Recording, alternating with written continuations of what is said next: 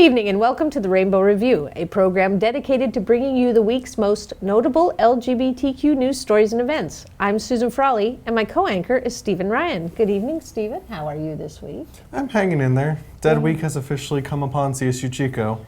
Yes, and you're going to make it through all right? Let's hope. Fingers crossed. Do you have a lot of finals?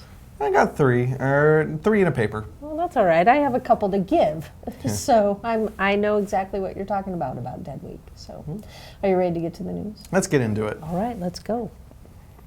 This week, BCAC TV went to the Bernie Sanders rally down in Sacramento, California. We have some footage of that to show you this evening. Hi, reporting here, BCAC TV. My name's Leo Havens, and we're here at the Bernie rally.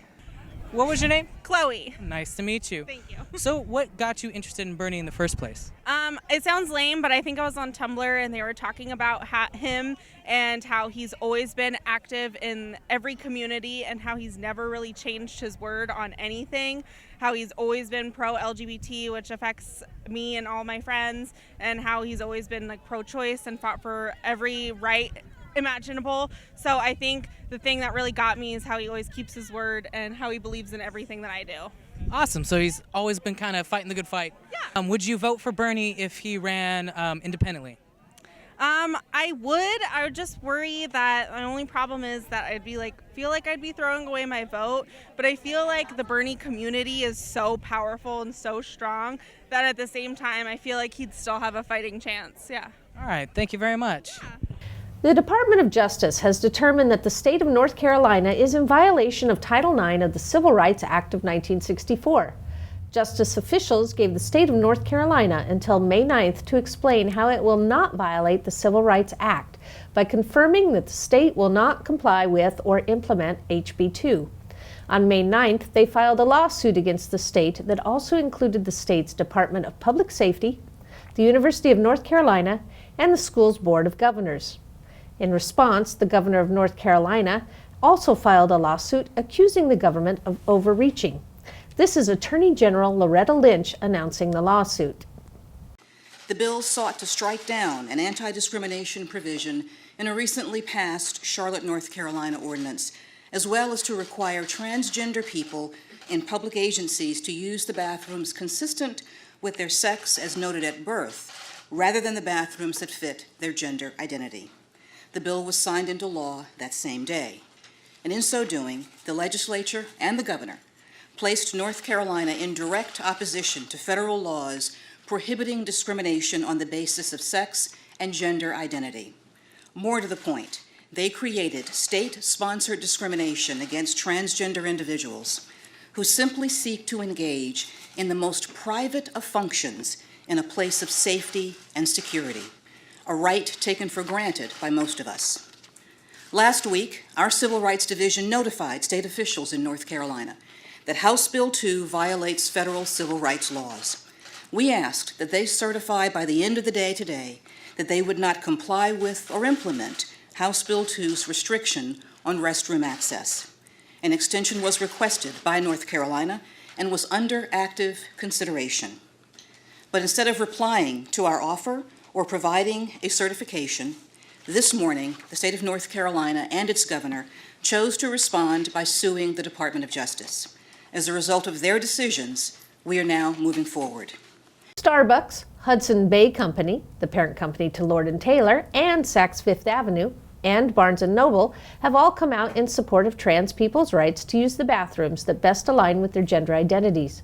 Hudson Bay Company said that HBC respects and affirms each person's right to self-identify and access facilities that reflect their gender identity.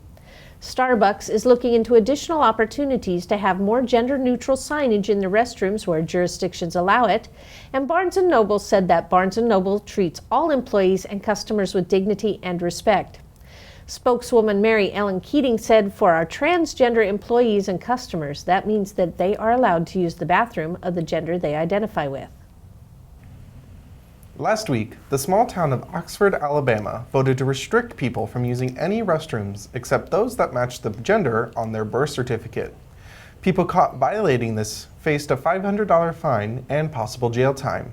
The city council voted 3-2 on May 4th to repeal the ordinance that made it illegal for transgender people to use restrooms that correspond with their gender identity.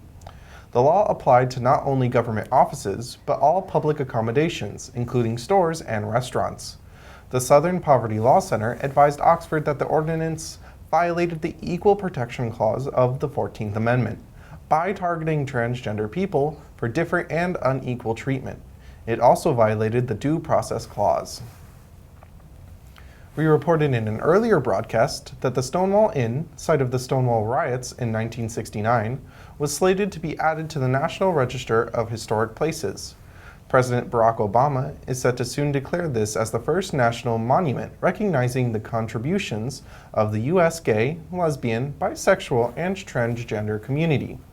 The proposal would designate a new unit of the national park system dedicated to the history of the Stonewall Uprising that inspired the modern lesbian, gay, bisexual, and transgender civil rights movement in America. A high school in Tallahassee, Florida, crowned a lesbian couple as their prom king and queen.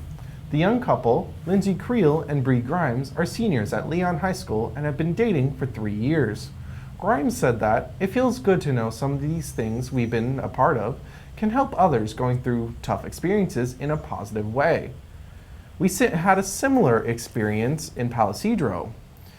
A lesbian couple were running for prom queen and queen, and Foothill wound up changing their prom king and king to prom royalty because of it. They are now allowed to run for prom queen and queen. That is awesome good news. Yes, it is. Upsetting footage has surfaced of a trans woman suffering an unprovoked subway attack on a train in New York City. According to Pearl Love, the woman in the video, it is an everyday event. She claims something like this happens to her every day, but she happened to capture this particular incident on video. Christina Herrera, the head of Transgender Advocacy Center Trans Bodies, claims there have been at least 10 trans-related homicides this year. The incident isn't being investigated, Love hasn't filed a report, and she's not sure she will. She says it's enough for people to be able to see the experience through her eyes and see that nobody came to her defense on a crowded Harlem train. People, you garbage, mother. You a transvestite videotaping me, mother. Suck my you ain't about shit.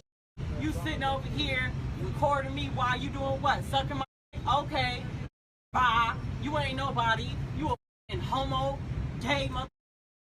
Women's products and whatnot. Like, what are you gonna do to survive in the long run? I mean, do you do this on the weekends, or is this an everyday event for you? Like, you sit up and get on the train every day, like, what do people think about me one day? And then you cut all your off, put your extensions back in, and go back to work. Like, who are you really under all that makeup? Where'd you come from? Are you the Emperor of China? Or, like, how are we supposed to act with you? What should we do about you? Because this right here ain't appropriate for my child. I'm sorry. I don't give a I don't give a I'll fight you right now. I don't even feel comfortable with you, mother. Put the camera down, mother. Put the camera down, mother. Put the camera down, mother. I'm gonna knock that goddamn. What? The fuck? Presidential candidate Hillary Clinton has written a message of support for the woman. Posting on her Facebook, Clinton said, "Pearl, I am so sorry that you have experienced this. The all-too-high prevalence of violence and hatred faced by the transgender community today in 2016 is a rebuke to all of us. Every single person deserves to be lived free from discrimination and cruelty, period. And transgender people need to hear from every one of us that you are loved, respected, and deserving of equality under the law. Know that you have my support and I'm on your side." The Jehovah's Witnesses released a video that teaches children that same-sex relationships are wrong. The video shows a young child learning a lesson from her mother about same-sex marriage. It is part of a series of videos teaching children about the scripture called Be Jehovah's Friend. It shows a young girl coming to her mother saying she drew her family in school. Her friend Carrie, who has 2 moms, told the girl that her parents are married. Her teacher even told her that it doesn't matter as long as couples love each other and that they're happy. The video was edited into a pro-LGBTQ message. Here is the edited version.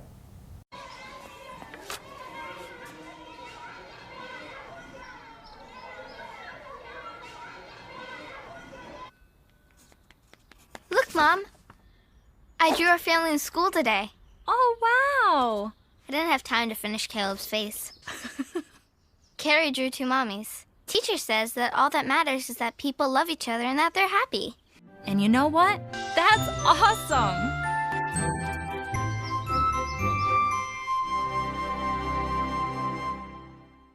Liam Jameson was awarded a scholarship from the Eichner Foundation. The foundation awards scholarships to LGBTQ youth who have demonstrated a willingness and ability to lead in their communities. Jameson has been a leader at his Catholic high school, even starting a gay-straight alliance. But school administrators at Dowling Catholic High School in West Des Moines, Iowa, have told Jameson he cannot receive the scholarship at the school's annual senior awards ceremony that was held on May 5th. There was a loud uproar about the school denying him recognition for the award, and they changed their mind and are now allowing him to accept the award. The school issued the following statement. At Dowling Catholic High School, we are proud of all our senior students who have received awards and scholarships to further their education. All scholarship recipients are honored during their Scholastic Award Assembly. Each senior selects up to 2 scholarships to be read out loud when a slide that includes their name and picture comes up on the screen. We do not allow organizations who are awarding the scholarship to attend and individually present the scholarship to the student. This policy was shared in writing with the Eichner Foundation regarding the Matthew Shepard Award. We are pleased one of our students received the Matthew Shepard Award, and he will be honored in the same manner as his classmates. On April 26th, the Marion County School Board in Marion, Florida, approved a North Carolina-style gender inspection resolution that will prohibit transgender students from using the bathroom that aligns with their gender identity. Over 100 people showing up to the school board meeting last night, where this resolution was brought forward as an emergency agenda item just 6 days after it was introduced. 46 people testified at the hearing, and the majority of testimony was in strong opposition to this gender inspection resolution, which was set to be enforced as of April 27th. This resolution would require all students to provide proof that their anatomy matches either the sex on their birth certificate or the sign of the bathroom door. The school board member received legal memos from the National Center for Lesbian Rights and the American Civil Liberties Union, both of which clearly argued that this resolution is in direct violation of federal law. The Horry County School Board in South Carolina held a meeting to discuss bathroom policies for transgender students to keep in compliance with Title IX, which prohibits sex discrimination in education and extends to transgender students. A trans advocate, Melanie Moore, attended the meeting and stood in front of a packed room of parents and students to advocate for transgender and intersex kids. The room booed much of what she said, and a Baptist preacher engaged her directly and spoke about how sin was at the root of the issue. In order to silence her, the crowd started "Jesus Loves Me" until she sat down.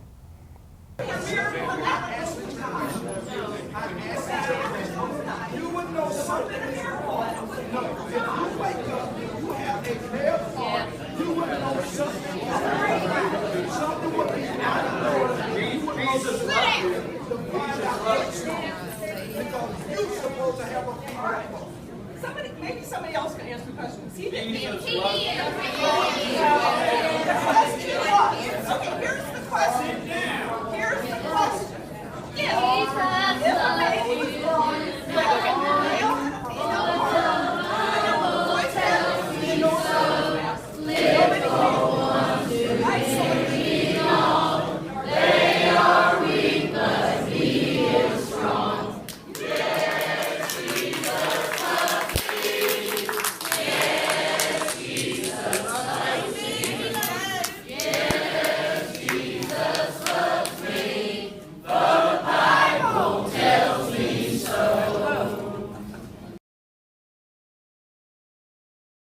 Street preachers have been filming themselves harassing shoppers at Target stores.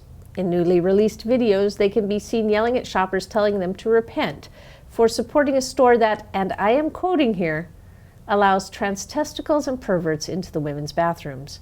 At least 3 different instances in 3 different states have been reported this week, each involving Christian-identifying people screaming up and down the aisles of the discount department store about the new trans-friendly bathroom policy.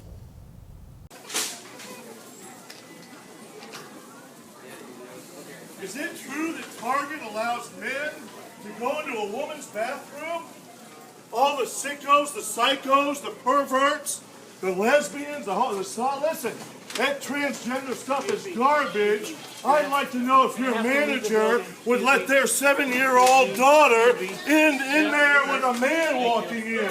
Wicked, wicked, wicked, wicked. No wonder Target has lost billions of dollars in the last week. Billions of dollars in the last week. Target has lost. Expect to lose some more.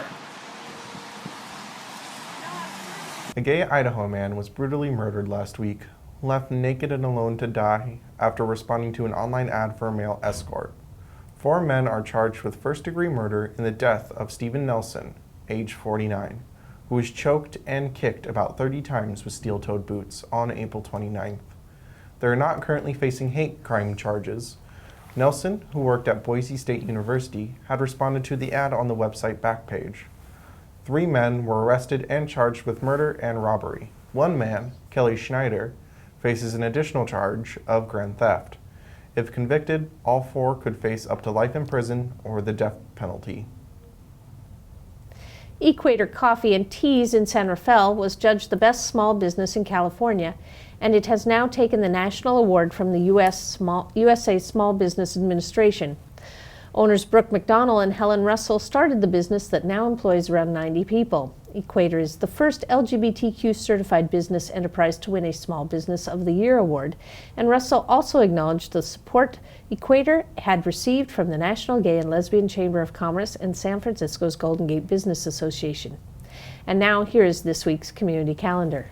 May 22nd is a very busy day this year. At 1 p.m., CSU Chico and Stonewall are hosting Lavender Graduation and Harvey Milk Day at the Performing Arts Center in room 134.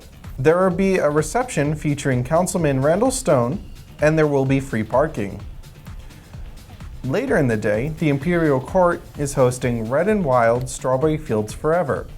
The location is at 1600 Park Avenue, Chico. Doors will open at 3 p.m. with a $10 entrance fee. This event is 21 and over and will consist of contests, a drag show, and many things strawberry. Part of the proceeds will go to help those with HIV and AIDS. This week's guest is Jim Henson, a community activist. Hi, Jim. How are you? Great, Sue. Good. It's very nice to have you here today, and you're going to talk to us about Harvey Milk, yes? Yes, it's coming up May 22nd, on his birthday. On his birthday. May 22nd is Harvey Milk Day. I'm not exactly sure how long it's been a holiday in, well, it's a holiday in California, yes. Recognized or not? Well, it is recognized. It's like there's certain ones that are recognized federally, like Martin Luther King Day. And then there are certain ones that are recognized that are state, like Cesar Chavez. And both of those are paid days off. But then there are ones that are recognized in the state that aren't paid. And one of them is Harvey Milk, and the other one is John Murs. Oh, okay. Yeah. Oh, interesting. I didn't realize we had one for him. And then what you do is that the governor each time has to write a proclamation and approve it to make that day recognized each year. Okay. So it started with Arnold Schwarzenegger, Governor Arnold Schwarzenegger, and he wasn't going to approve it, but it was the same year that Barack Obama was honoring Harvey Milk for his longtime activism, and was giving it to Stuart Milk, his nephew. Oh, awesome. So because of that, Arnold Schwarzenegger had to go ahead and approve it. Well, real quick, just a tiny history on Harvey Milk. Harvey Milk was the first out gay man elected in San Francisco and elected to office in California. He was the 5th overall in the United States, but the first here in California, the first in San Francisco, and he was assassinated in 1978. He and Governor George Moscone were assassinated in 1978. And Harvey Milk is, to make a long story short, sort of the Martin Luther King of the LGBTQ community. And so we celebrate celebrate him and honor the things he did every year on May 22nd, again, his birthday. And we've been doing this in Chico for how long? About 4 years. It started with me and a friend of mine, and I was asking my friend exactly what you're saying is that there are holidays for certain civil rights leaders, and I was questioning whether or not where there was one for LGBT leader, and we all recognize Harvey Milk as one of those leaders. And so then I went on the internet and found out that there was one that had been, that it had started and was being recognized in California. And then I proceeded to work towards getting that in Chico, recognized in Chico. Awesome. So we've been doing that here for, you said 4 years? 4 years. Excuse me. And this year, Harvey Milk Day is in conjunction with something else, isn't it? Yeah, it's in conjunction with the Chico State program there, graduation program, which is the Lavender program, and that this will be the first time that Chico State students will be working together with the Harvey Milk group and putting this on.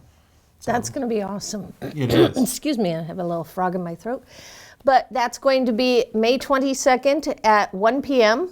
at Chico State University with free parking. And where is it going to be? The BMU Auditorium. BMU Auditorium. And so we would like to invite the public to please come down to Harvey Milk Day at the BMU Auditorium. So, Jim, we've got lots of time here. Is there anything else you would like to tell people about Harvey Milk? Yeah, when I first was looking at it, I was wondering where his activism started from. Because sometimes when you look back into somebody's history, you find that the activism started with maybe a relative, a grandparent, or a parent, or someone within that causes that interest in coming out, but really didn't find anything with Harvey Milk. And we know Harvey Milk for different occupations that he had. He was on Wall Street. He was a public school teacher in New York City. He did plays on Broadway. He directed plays on Broadway. He was also in the Navy in the submarine area in San Diego, and he was a small business owner, which was in the camera shop business. So when I think about all the different things that he's done in his life, it just reminds me of all of us, and we're all activists.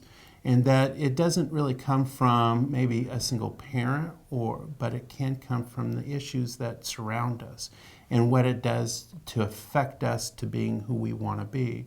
Whether activism can come from somebody in your family that's dying from cancer, or someone that needs a liver transplant, or maybe it's something about civil rights itself.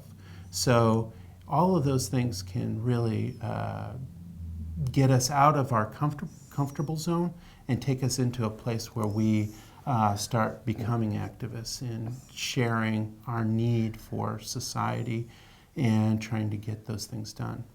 Well, I was just thinking about what you said, and one of the things that I remember about Harvey Milk was that, and this is right off the cuff here. I haven't had time to look this up and be clear on this.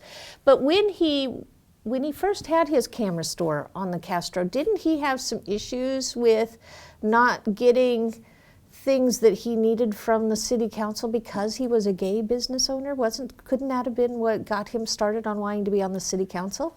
Well, I know that he created a community within that area for business owners, and that could have started it too. Mm-hmm. And one of the issues that we all know, or maybe don't know, is the boycott on Coors. Yes, tell us a little bit about that. So for that, there was, maybe you might know more than I do about it, is there was union leaders that were not getting recognized, and this was, they were having a contract dispute at the time. And Coors Bottling Company was not going to negotiate. So Harvey Milk got the business owners in bars to boycott Coors until they did come to the table and negotiate.